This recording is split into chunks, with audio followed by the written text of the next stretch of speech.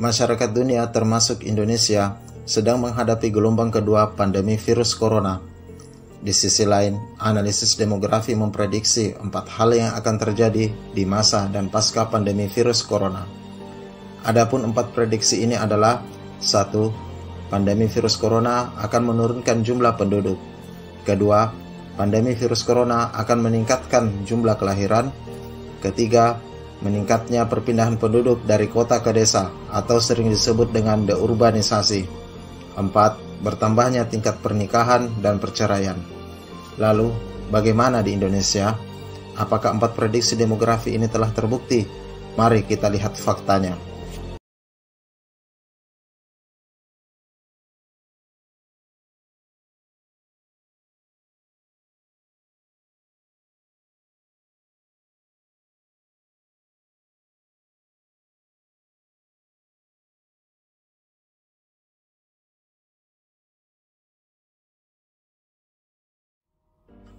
Pertama, pandemi dapat menyebabkan jumlah penduduk menurun.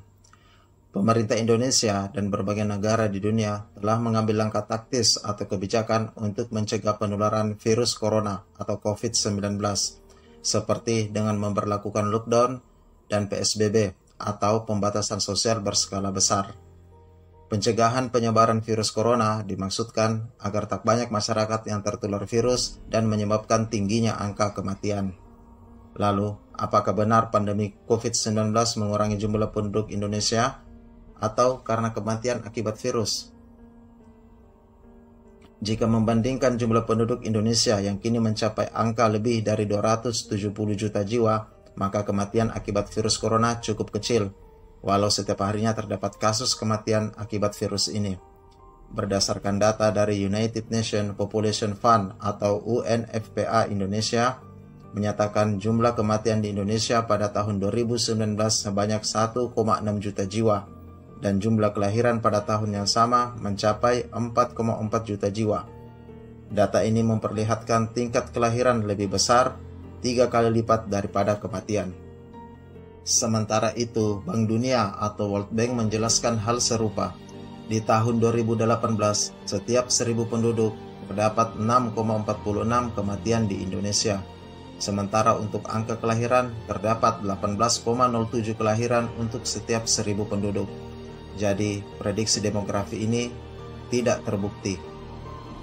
Kedua, pasca pandemi meningkatkan angka kelahiran. Ledakan kelahiran pernah terjadi sebanyak 2 kali di dunia. Pertama, pasca wabah flu Spanyol yang berlangsung selama 2 tahun, dimulai pada Februari 1918 hingga April 1920, diperkirakan membunuh 100 juta orang di seluruh dunia. Kedua, pasca Perang Dunia Kedua yang terjadi pada tahun 1939 hingga 1945, diperkirakan total jumlah kematian yaitu sekitar 35 hingga 60 juta jiwa.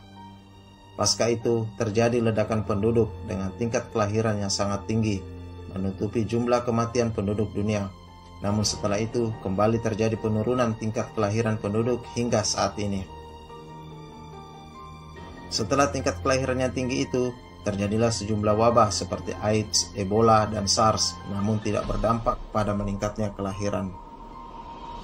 Data Bank Dunia atau World Bank menyebutkan tingkat kelahiran di Indonesia menurun dari angka 3,12 kelahiran per perempuan pada tahun 1990 menjadi 2,34 kelahiran pada tahun 2017.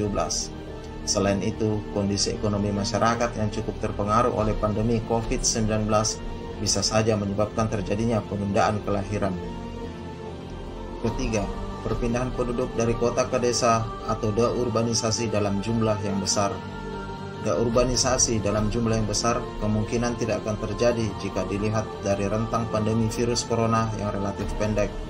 Belum lagi selama masa pandemi semua aktivitas telah berbasis online. Jaringan internet menjadi kebutuhan utama untuk tetap bisa berkomunikasi dan beraktivitas. Infrastruktur komunikasi ini lebih baik berada di wilayah perkotaan daripada wilayah pedesaan. Selain itu, lapangan pekerjaan yang minim di desa serta kondisi transportasi menyebabkan banyak orang tetap bertahan di kota selama pandemi. Hasil proyeksi dari Badan Pusat Statistik atau BPS menyebutkan bahwa persentase penduduk yang tinggal di wilayah perkotaan pada tahun 2020 sebanyak 56,7% atau meningkat sebesar 3,4% dibanding tahun 2015. Hal ini memperlihatkan tidak adanya deurbanisasi dalam skala besar pada masa dan pasca pandemi. Keempat, bertambahnya tingkat pernikahan dan perceraian. Pada masa pandemi virus corona dalam jangka pendek, penurunan jumlah pernikahan dan perceraian dapat terjadi karena adanya pembatasan aktivitas sosial, termasuk mengumpulkan banyak massa dan pembatasan pelayanan pernikahan dan perceraian di kantor urusan agama. Data dari Kementerian Agama Provinsi Sumatera Utara misalnya, menunjukkan jumlah pasangan yang menikah dari Januari hingga akhir Juli tahun 2020 tercatat hanya sekitar 43.000 pernikahan. Padahal pada periode yang sama di tahun sebelumnya, tahun 2019, jumlah pernikahan mencapai 60.000 lebih. Sedangkan dalam jangka waktu panjang, meningkatnya aktivitas di dalam rumah karena pembatasan sosial telah mengubah perilaku kebanyakan orang. Hal ini memungkinkan dapat meningkatkan keharmonisan hubungan rumah tangga.